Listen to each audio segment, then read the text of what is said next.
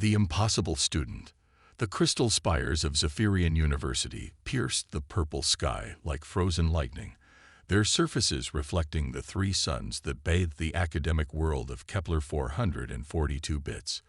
For 800 years, this institution had stood as the galaxy's premier center of learning, where the brightest minds from 47 different species gathered to push the boundaries of cosmic knowledge. Today, however, something unprecedented was about to unfold in Lecture Hall Omega 7. Dr. Sarah Martinez adjusted her breathing apparatus and checked her universal translator one final time before entering the massive amphitheater. The 28-year-old physicist from Earth had spent 6 months preparing for this moment, studying alien languages and customs, but nothing had quite prepared her for the reality of being surrounded by beings that defied every assumption about life in the universe.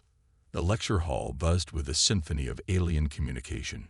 Crystalline beings chimed melodically to each other, their translucent bodies refracting light in patterns that apparently conveyed complex emotional states. Gaseous entities floated near the ceiling, their forms shifting and pulsing in what Sarah had learned was their equivalent of animated conversation. Multi-limbed insectoids clicked and chittered, while energy beings crackled with barely contained electrical discussions. Sarah took her assigned seat in the back corner, trying to make herself as invisible as possible. For 3 weeks, she had been attending lectures without speaking, observing, learning, and slowly realizing that she might be the only human in a radius of several thousand light years. The other students had grown used to her presence, though she still caught them staring when they thought she wasn't looking. Professor Vexthera entered the hall with characteristic dramatic flair. The insectoid academic stood nearly 3 meters tall, her iridescent exoskeleton catching the light as her 4 arms gestured expressively. Her compound eyes could focus on multiple students simultaneously, a trait that had made her legendary among pupils who tried to avoid attention during her notoriously challenging theoretical physics courses. Students of the cosmos, Vexthera began, her voice translated into a crisp, authoritative tone through Sarah's device. Today we confront one of the universe's most humbling mysteries. Behold the temporal paradox of infinity. The holographic display erupted to life in the center of the amphitheater, showing an equation so complex that it seemed to twist and writhe in 3-dimensional space. Mathematical symbols from dozens of civilizations intertwined in patterns that hurt to look at directly. Sarah leaned forward, squinting at the display as her mind began automatically parsing the relationships between variables. For 1,000 years, Professor Vexthera continued, this equation has represented the absolute limit of galactic mathematical achievement. It describes the interaction between consciousness, time, and space during faster-than-light travel, but it contains within it a fundamental impossibility that has defied every attempt at resolution. Sarah studied the equation more closely. Her training in Earth's chaotic mathematical traditions had taught her to look for patterns where others saw only confusion. She began scribbling notes on her tablet, her fingers moving rapidly as she translated alien mathematical concepts into familiar Earth notation. The paradox suggests, Vexthera explained, that consciousness creates temporal loops during FTL travel, making it theoretically impossible to travel faster than light without creating causality violations. This limitation has fundamentally restricted galactic civilization's expansion for our entire recorded history. Dean Korthak materialized beside the professor, his crystalline form refracting the hologram's light into rainbow patterns across the hall. Notice how every attempt to solve the consciousness variable results in mathematical division by 0, he announced, his voice resonating like wind chimes in a storm. 47 different species have declared this problem fundamentally unsolvable. Sarah's pen stopped moving. She stared at the equation, then at her notes, then back at the equation. Something was wrong. Not with her math, but with theirs. The alien mathematicians were approaching the problem from a completely different foundational assumption than anything she'd learned on Earth. The consciousness variable, she muttered to herself, not realizing she had spoken aloud. The entire lecture hall fell silent. 400 alien students and 2 professors turned to stare at the small human in the back corner. Sarah looked up from her tablet to find hundreds of alien eyes, sensors, and detection organs focused directly on her. "I'm sorry," she said quickly, her cheeks burning with embarrassment. "I didn't mean to interrupt." Professor Vexthera's compound eyes glittered with what might have been curiosity. "Ms. Martinez, was it? You had an observation about the consciousness variable." Sarah glanced around the hall, seeing expressions that ranged from mild interest to outright skepticism. "Well, it's just that you're treating consciousness as if it's a fundamental force like gravity or electromagnetism. But on Earth, we understand consciousness as an emergent property of complex information processing systems." Dean Korthek's crystalline form darkened slightly. "Ms. Martinez, this equation has been examined by mathematical saints from every major civilization in the galaxy. Perhaps you should focus on understanding the mathematics before attempting to critique our fundamental assumptions." The condescension in his tone was unmistakable, even through the universal translator. Sarah felt her embarrassment transform into something sharper. She had spent her entire career being underestimated because of her age, her appearance, or her unconventional thinking. She wasn't about to let it happen again, especially not when she could see the solution so clearly. "I understand the mathematics perfectly," Sarah said, standing up and walking down the amphitheater steps toward the holographic display. "The problem is that you're using the wrong mathematical framework entirely." A ripple of shocked chittering, chiming, and crackling swept through the alien students. Professor Vexthera raised one of her four hands for silence. "Explain," she said simply. Sarah approached the hologram and gestured at the twisted equation. "You're trying to solve this in classical four-dimensional space-time, but consciousness isn't classical. It's quantum mechanical. On Earth, we've known since the 21st century that consciousness involves quantum coherence in biological systems." She pulled out her tablet and began inputting calculations. "You can't integrate a quantum mechanical phenomenon with classical relativistic equations using traditional methods. You need to treat consciousness as a quantum observer function that operates through decoherence rather than as a classical field that creates temporal distortions." Her calculations appeared on the main display alongside the original equation. The alien mathematics looked elegant and sophisticated, while her Earth-based approach appeared crude and primitive by comparison. But as Sarah continued working, something extraordinary began to happen. "See, the consciousness variable becomes solvable if you apply quantum decoherence theory," she explained, her confidence growing as the math began to work. "Consciousness doesn't create temporal loops during FTL travel. It creates quantum measurement events that collapse probability wave functions. The temporal distortions you're seeing aren't real paradoxes, they're just measurement artifacts." The impossible relationships in the original equation began shifting as Sarah's corrections propagated through the mathematical framework. Variables that had remained stubbornly incompatible for a millennium started aligning. The equation began to simplify, revealing elegant underlying structures that had been hidden by the wrong theoretical approach. "This is impossible," whispered a gaseous student near the ceiling, their form flickering with agitation. "Not impossible," Sarah replied, still working at the hologram. "Just incomplete. You were trying to solve a quantum problem with classical mathematics. It's like trying to describe music using only colors." The final calculation resolved, and the holographic display showed something that had never existed before in galactic academic history: a complete, mathematically consistent solution to the temporal paradox of infinity. More than that, the solution suggested that faster-than-light travel without causality violations wasn't just possible, it was actually easier than the galaxy's physicists had ever imagined. The lecture hall erupted in chaos. Students began vocalizing in their species equivalents of shock and amazement.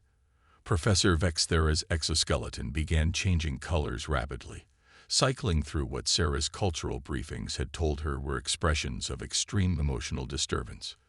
Dean Korthek's crystalline form started resonating at frequencies that suggested either terror or ecstasy. "Do you understand what you've just done?"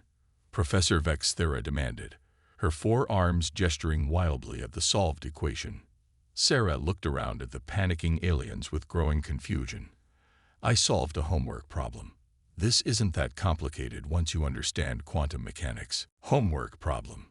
Dean Korthak's voice cracked like breaking glass. Ms. Martinez, you have just solved a mathematical impossibility that has defined the limits of galactic civilization for 1,000 years.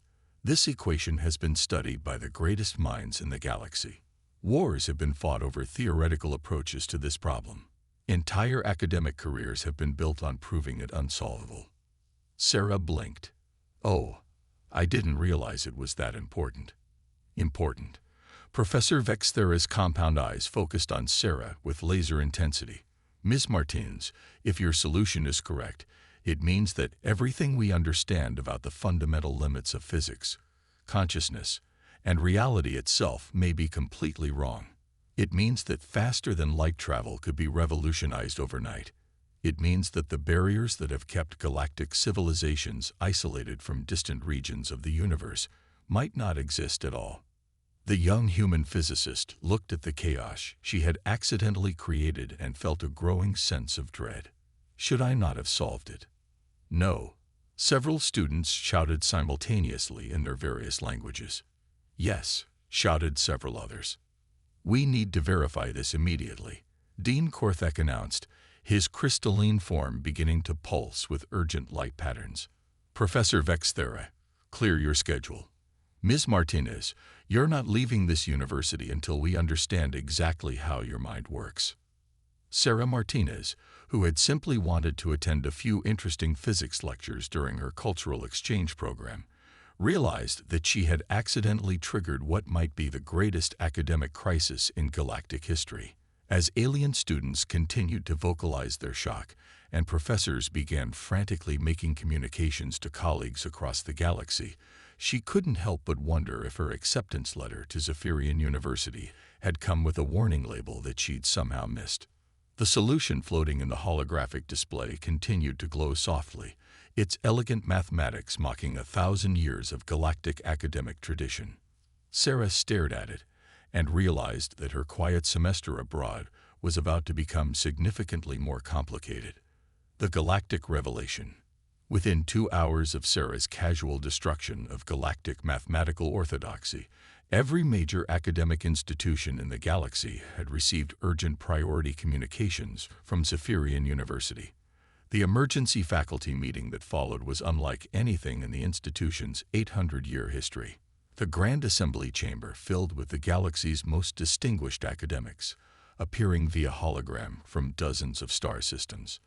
Professor Yilteth from the Centauri Institute of Advanced Physics materialized as a shimmering energy construct.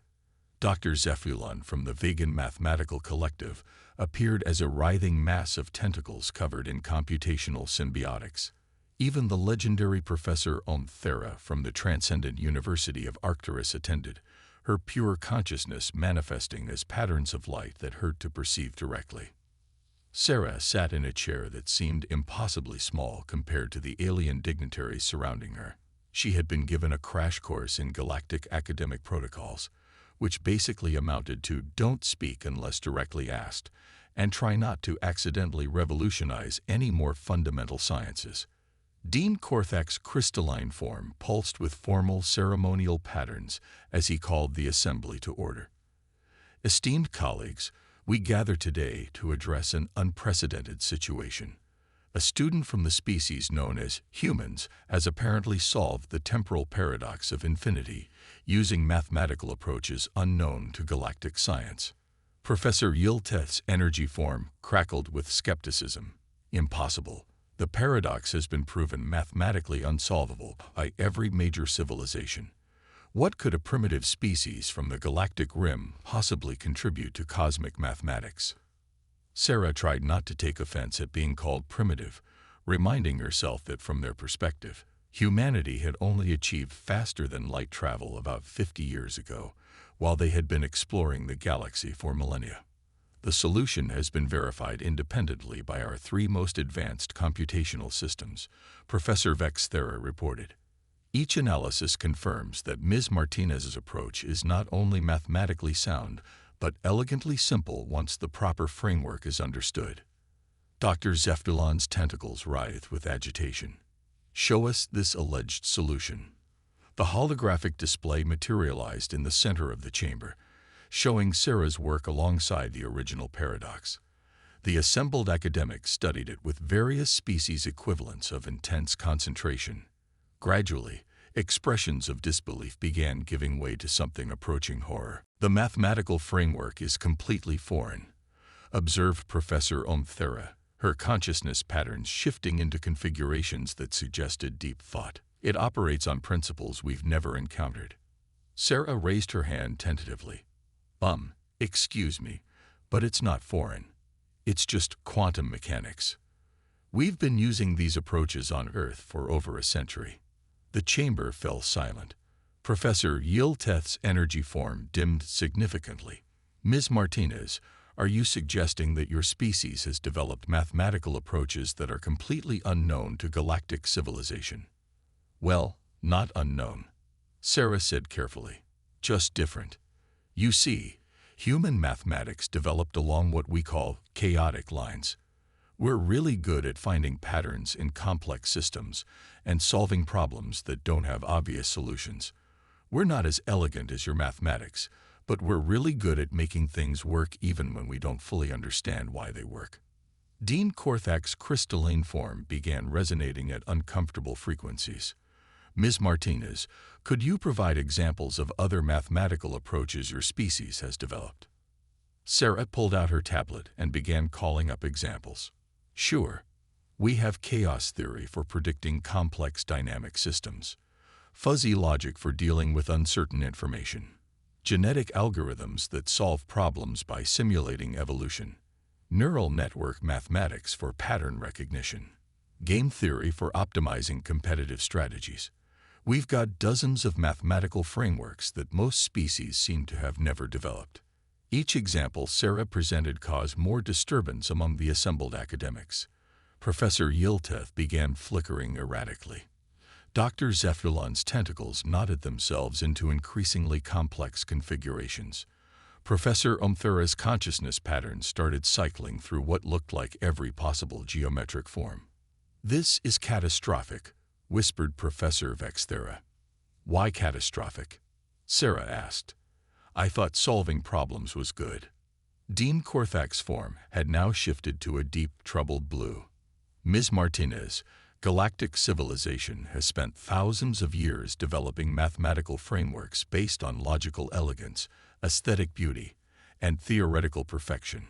Our entire academic structure is built on the principle that there are correct ways to approach problems and incorrect ways to approach problems. Okay, Sarah said slowly, not seeing the problem yet. Your species appears to have developed mathematical approaches based entirely on practical effectiveness rather than theoretical beauty, Professor Yilteth explained, his energy form now barely maintaining coherence. You solve problems by trying things that shouldn't work until you find something that does work. Right, Sarah agreed. We call it hacking or bodging or sometimes human engineering. If it works, it works.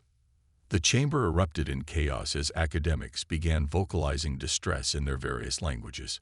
Sarah watched in growing alarm as some of the galaxy's most distinguished professors appeared to be having collective nervous breakdowns. Do you realize what this means? Dr. Zephulon demanded, his tentacles now tied in knots so complex they defied three-dimensional geometry. If human mathematical approaches can solve problems that we've declared impossible, then every unsolved problem in galactic science might have simple human solutions. Oh, Sarah said, finally beginning to understand the scope of what she'd accidentally unleashed. Oh no. Oh yes. Professor Omthera's consciousness patterns had shifted into what looked like a migraine made of light. Ms. Martinez, how many humans are trained in these mathematical approaches? Sarah did some quick mental calculations. Well, quantum mechanics is pretty standard undergraduate physics. Chaos theory and neural networks are common graduate-level topics. Game theory gets taught in business schools. I'd say maybe a few million humans have serious training in these areas, and maybe a few 100 million have basic familiarity. The silence that followed was broken only by the sound of Professor Yilteth's energy form destabilizing completely and having to be rebooted by his home institution. Dean Korthak was the first to recover. "Ms. Martinez, we need to discuss the possibility of expanding human participation in galactic academic institutions immediately." "You want more humans here?" Sarah asked. "We want every human mathematician and physicist in the galaxy," Professor Vexthera said grimly. "Ms. Martinez, in the past 4 hours, 3 more supposedly unsolvable problems have been solved by graduate students at your Earth universities. Apparently, your species has been casually solving impossible mathematical problems as classroom exercises." Sarah checked her messages and winced. "Oh, that. Yeah." Professor Chen back at MIT was excited about the temporal paradox solution, so he sent it around to some colleagues. They got interested and started looking at other problems from galactic literature. I've got about 50 messages from various department heads asking if they can submit papers to galactic journals. Submit papers? Dr. Zephyrlon's tentacles began unknotting themselves in what might have been defeat. "Ms. Martinez, your species has just invalidated approximately 3,000 years of galactic theoretical research in a single afternoon. Should I apologize?" Sarah asked. "No," Dean Korthak said firmly. "You should send us every human mathematician and physicist you can find. Ms. Martinez, galactic civilization is about to undergo the greatest scientific revolution in recorded history, and your species is going to lead it whether we like it or not." Sarah looked around at the assembled academics, many of whom appeared to be reconsidering their fundamental life choices. "So, does this mean I pass the class?" Professor Vexthera's compound eyes focused on her with what might have been amusement. "Ms. Martinez, you've just been promoted to the rank of Distinguished Professor of Revolutionary Mathematics. Congratulations on becoming the youngest department head in galactic academic history." "I haven't even finished my PhD yet," Sarah protested. "You have now," Dean Korthak announced. "We're awarding you an honorary doctorate in applied chaos theory, a field that apparently didn't exist until this afternoon, but now seems to be the most important discipline in the galaxy." As Sarah sat in her impossibly small chair, surrounded by the greatest minds in galactic civilization, she realized that her quiet semester abroad had transformed into something she never could have imagined. Humanity was about to become the galaxy's premier problem-solving species, not through conquest or diplomacy, but through the simple application of practical mathematics and the willingness to try approaches that looked messy but worked. She pulled out her tablet and began composing a message to her thesis advisor back on Earth. "Hi, Professor Williams. I think I'm going to need an extension on my dissertation defense. Also, you might want to update the graduate program catalog. We're apparently going to need to accommodate a few million alien students next semester." As the emergency faculty meeting continued around her, with academics frantically restructuring the fundamental principles of galactic education, Sarah Martinez couldn't help but smile. She had come to Zephyrian University to learn about alien mathematics. Instead, she had accidentally taught the galaxy that sometimes the best way to solve impossible problems was to ignore the fact that they were supposed to be impossible. The revolution had begun, and it was being led by humans who approached the universe with curiosity, creativity, and a fundamental willingness to try things that shouldn't work until they found something that did. In a galaxy built on elegant theoretical perfection, humanity's chaotic practicality was about to change everything.